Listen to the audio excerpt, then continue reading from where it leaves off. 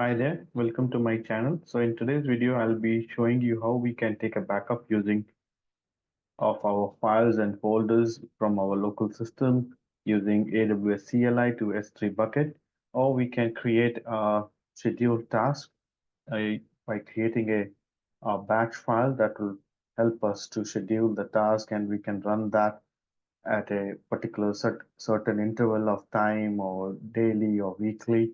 So it will automate the process of backup. So basically, I'll be showing you how we can do it with the help of CLI by doing it manually, or else we can utilize the automated system in order to back up our local Windows file to AWS S3. So first of all, the prerequisites, we need to create a S3 bucket and make it sure you have the AWS CLI installed because we need to use our credentials. We need to create it that we can utilize it. We need to configure it, AWS configure, provide our profile that we want to activate, and ID and the password we need to provide it. So I will directly go to the AWS console.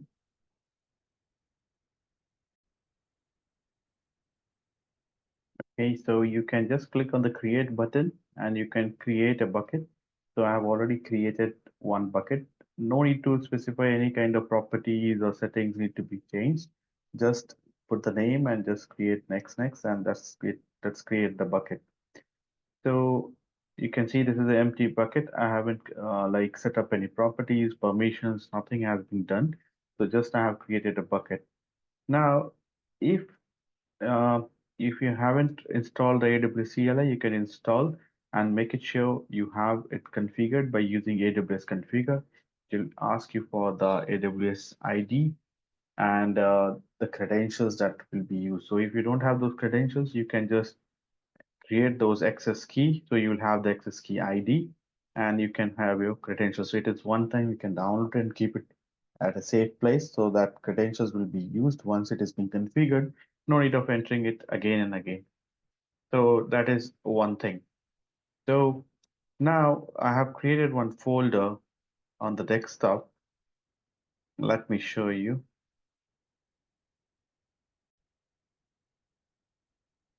So these are the few, this is one directory that is being there in my local system. So these are the files are there that I want to copy to my S3 bucket. Now, normally when we have like certain, if you have already configured your CLI, so I will just show you from my terminal over here. I'm using Visual Studio Code. You can just normally use a command prompt and you can use the CLI. So let's say if I mention over here, normally we will be using because already I have the AWS configured. So I'll be using AWS 3 sync, my source directory location and my bucket name. So basically it is like this. So AWS S3 sync, C desktop S3 BK and S3 my bucket name. So this is like manually you need to run it again and again in order to take the backup and all. So once I execute this one, so you can see it will copy all the files it has uploaded. So I will just cross check over here.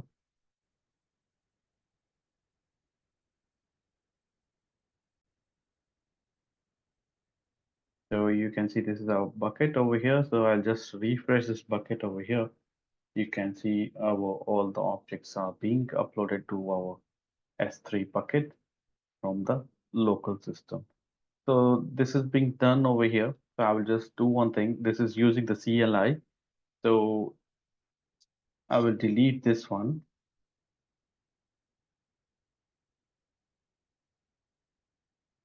and I will just choose over here permanently delete. And I'm going to delete all the objects over here. Okay, so now our bucket is empty again. Now this time I'm going to use the batch script. So in order to do that, I have just created one. Let me show you over here. So just take a notepad file and just change the extension to .bat And you need to mention like this, echo off, set local. So this profile is very important. The profile that you're configuring, the same profile you have to use. Then S3 bucket name. So this is my bucket name and this is a source directory. So you can prompt some message like copying files from this to this. Then this is the same command that I have used it in normal CLI. So this thing after writing and this one, you need to press Windows R and you need to type it over here, task scheduler.msc. So you will click OK. So once you click OK, so you have to go to the action, create a new task.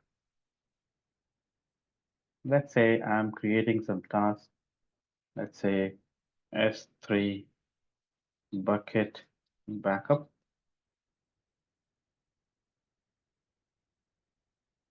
So here the most important thing that you need to take care is the run with highest privileges. Then you can go to the trigger, create a trigger when you want this task to be triggered. So one time daily, let's say I'm saying daily, reoccur every 1 day at what time. You can just mention over here according to your needs and then click OK. Then you can go to the actions, new, and you can choose your script wherever your script is. So this is my script over here. Click OK. Then click conditions. So just make it sure this is start and stop between the switches to battery power and all. So no need of mentioning over here. Just make it sure. You can choose it and you can customize these things. Then settings, nothing to change over here. So stop the task if it's taking longer than 3 days and all these are just settings over here. You can define it yourself, whatever if you feel like configuring this. Okay, so once the task is being created, you can go to the task scheduler library over here. So you can see over here the one that we created, S3 bucket backup, which is scheduled for every day. So you can just, I'm just running it just. So currently in our bucket, nothing is there. So I'll just click run. So this is already scheduled, just I'm doing it manually in order to show you that this task will be automatically running. So once it is running automatically at that particular certain interval of time or weekly or monthly, so now you will check over here in our AWS console S3 bucket. I'll just refresh over here.